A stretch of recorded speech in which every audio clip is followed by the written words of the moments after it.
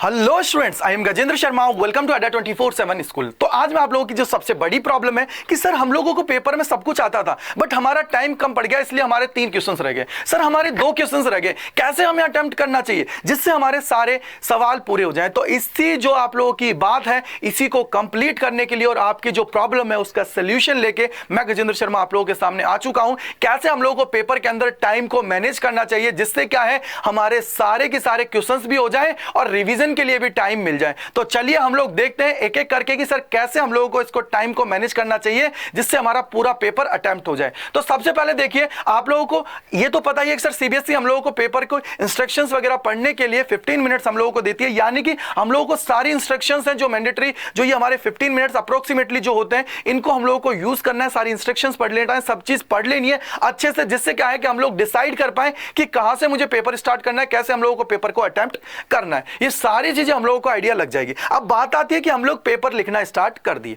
तो सबसे पहले देखिए कि हम लोगों के section A, section B, section C हमारे पास होते हैं। सेक्शन ए के अंदर सर हम लोगों के शॉर्ट आंसर टाइप 1 होता है और इसके अंदर हम लोगों को अटेम्प्ट करने पड़ते हैं 3 क्वेश्चंस। अब 3 क्वेश्चंस हैं तो छोटे क्वेश्चंस हैं, तो इसके लिए हम लोगों को पर जो क्वेश्चन है उसके लिए 4 से 5 मिनट देनी चाहिए, यानी कि सर 3 क्वेश्चंस को हम लोगों को 15 मिनट्स में कंप्लीट कर लेना चाहिए। तो इससे क्या होगा कि हमारे 15 मिनट्स में हमारा सेक्शन ए कंप्लीट हो गया। अब बात आती है सेक्शन बी की। सेक्शन बी के अंदर शॉर्ट आंसर टाइप सेकंड हमारा होता है और इसके अंदर बेटा हम लोगों को दिए होते हैं सर 8 क्वेश्चंस हमें करना है और इसके लिए पर क्वेश्चंस हम लोगों को जो लगाना है वो 7 to 10 मिनट्स मैक्सिमम लगानी है, यानी कि अप्रोक्सीमेटली मुझे 75 मिनट्स में हमारा जो सेक्शन बी है उसको कंप्लीट कर लेना है। 8 क्वेश्चंस हमारे 75 मिनट्स में हो गए। अब सेक्शन सी की बारी आती है सर, जो हमारा 5 नंबर कैरी करता है, यानी कि केस बेस्ड स्टडी क्वेश्चंस, जिसके अंदर हमारे आते हैं 5 क्वेश्चंस। क्या आते हैं? 5 क्वेश्चंस आते हैं जिसके अंदर एक मार्क्स के सारे क्वेश्चंस होते हैं। सर उसको हम लोगों को देना चाहिए, एक जो हमारा क्वेश्चन है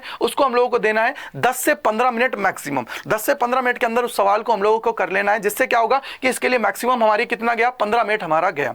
अब बात आती है कि सर सारा चीज हम लोगों ने कर लिया, अब हम लोगों को रिवीजन भी करना है। रिवीजन का मतलब ये हुआ कि सर हम लोगों को नोट्स को चला के देखना है कि कौन सी जगह कहीं हमने कोई मिस तो नहीं कर दिया, कहीं कोई अंडरलाइन आनी थी, अंडरलाइन हम लोगों ने नहीं की, या हम लोगों को कोई इंपॉर्टेंट ग्राफ था, वो इंपॉर्टेंट ग्राफ हमारा पूरा नहीं हुआ, या हो सकता है कि सर कहीं कुछ मैं लिखना भूल गया, या मैंने कहीं क्वेश्चंस का जो ऑर्डर है वो कहीं गलत तो नहीं लिख दिया, या फिर मैंने कहीं कुछ और गलती हो। इन सारी चीजों को आप लोगों को चेक करना है कितने मिनट के अंदर, 15 मिनट्स के अंदर, यानी कि सर जो टोटल टाइमिंग हो गया वो हो गया है 120 मिनट, यानी कि सर 2 आवर्स हमारे कंप्लीट हो जाएंगे। तो इस अप्रोच से अगर हम लोग करेंगे बेटा तो हमारे 2 आवर्स में हमारा जो पेपर है कंप्लीट हम लोग अटेम्प्ट कर पाएंगे और इजीली क्या होगा कि हमारा जो ये प्रॉब्लम होती है कि सर 2 क्वेश्चन छूट गए, 3 क्वेश्चन छूट गए, ये सारी प्रॉब्लम हमारी कंप्लीट हो जाएगी। तो इसलिए क्या करना है, आप लोगों को हर सेक्शन के लिए टाइम डिवाइड कर देना है और उसके बाद में क्या है उस हिसाब से हम लोगों को उस पर अप्रोच रखनी है। ये नहीं कि हम लोग सिर्फ एक ही क्वेश्चन करने बैठे और उसमें ही मगन हो गए कि सर 15-20 मिनट हम लोगों ने एक में ही कर दिया और हमारा आधा टाइम निकल गया और हमारे आधे चैप्टर्स भी कंप्लीट नहीं हुए, यानी कि